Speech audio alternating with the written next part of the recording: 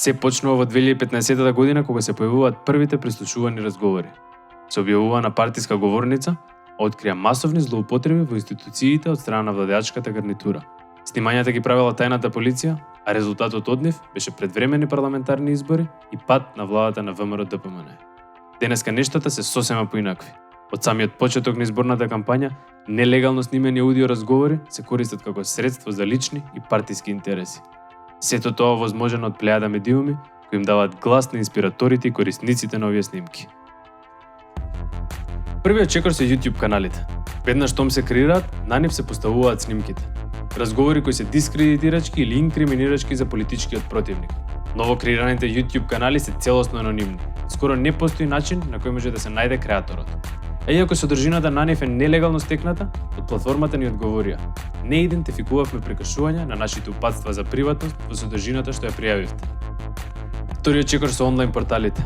По не повеќе од 3 минути од објавувањето на YouTube, снимките се појавуваат на одредени интернет портали. Потоа се превземаат од разни медиумски табори, најчесто наклонети кон една или друга страна, зависно од содржината на снимката.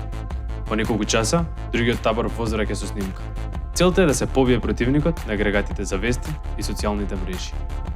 Од 9 мај до денес се пуштени 25 нелегално прислушувани снимки од вкупно 6 анонимни YouTube канали.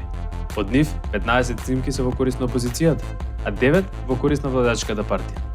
Никој повеќе не е шокиран што се снима нелегално, а најмалку од се шокирани институциите како јавното обвинителство.